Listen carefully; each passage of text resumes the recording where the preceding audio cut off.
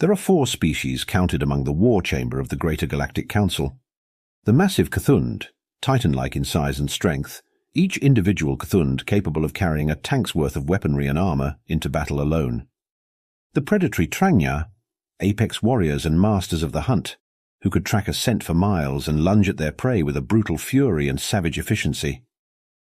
The scholarly Delnaga, religious engineers who developed weapons of such potency that the greatest of their creations could shatter the stars themselves had they not been bound by their faith. And then there are humans, who are none of those things. They are not the strongest, nor the quickest, nor the smartest, nor the toughest, nor the most numerically vast.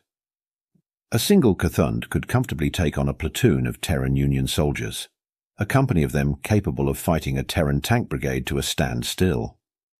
Tranya war packs practically hunted freely on isolated human outposts for fun during their war with humanity, stalking from the shadows and lunging at them with their rending claws.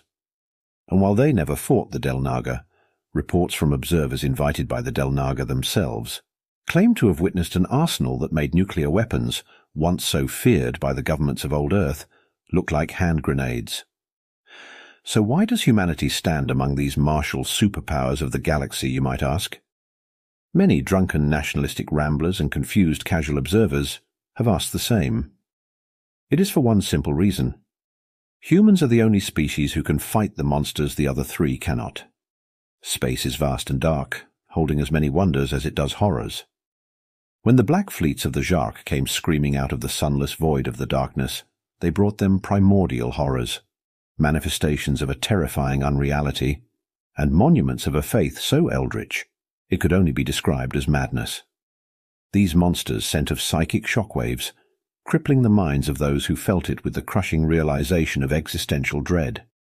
The pride all species held in their ability to have conquered their homeworlds and expanded across the stars brought down with the terrifying realization of how insignificant they were cosmologically. And where these god avatars walked, hordes of twisted wretches, demonic abominations, and feral fanatics followed. The Cthulhu were crushed like ants, their large bodies used as empty husks for the most degenerate of Jark bio-creations that stalked battlefields like distant shambling statues, forced into a torturous unlife.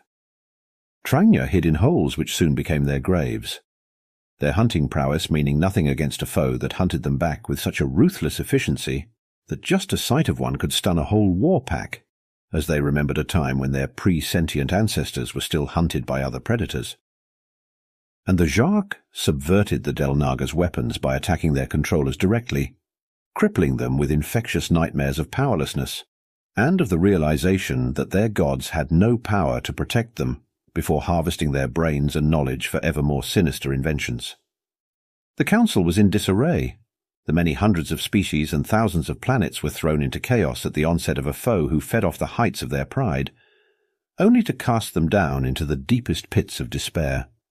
No one, in their entire history of sapient civilization, had ever conceived of such a threat, one that showed how futile their struggles were and how insignificant their creations would be. All except for one. When humans first breached the barrier of FTL, they were seen as the humblest of all races. By comparison to the other species, their ships and cities lacked the huge monuments common across other planets. Boasting and bragging were seen as rude in their curious culture, and despite making it past the Great Filter, they kept showing themselves as the underdogs in their stories. Many governments thought it to be some kind of defeatist self-propaganda of a pacifist race, a notion only dispelled after the violence of human history was known, and the Terran Union fought the Tranya to a standstill in a war over colonization rights. However much respect they gained, though, was never enough to outweigh the conception that they were meek, cowardly creatures, a young race who didn't believe in its own abilities enough to project them. This lack of hubris, as the humans saw it, did not come from a place of weakness, however, but from a place of understanding.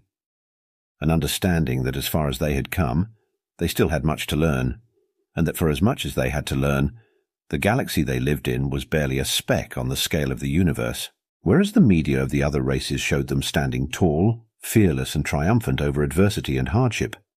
Human media showed humans who failed to do so, overcome by a villain or greater force.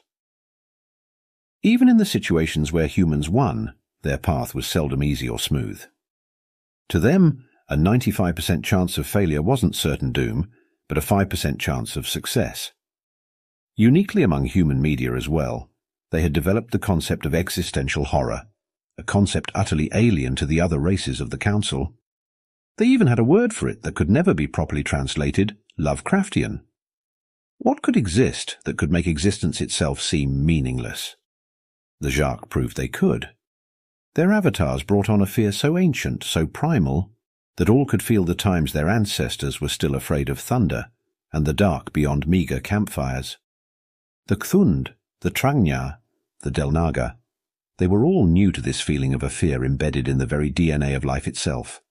But humans weren't. Across 1,000 worlds and for nearly 27 long bloody years, the sons and daughters of Earth fought hopeless battles and desperate last stands. Often, they were the last line of defense or sacrificial rearguard, not out of choice, but because all other forces had fled the battle.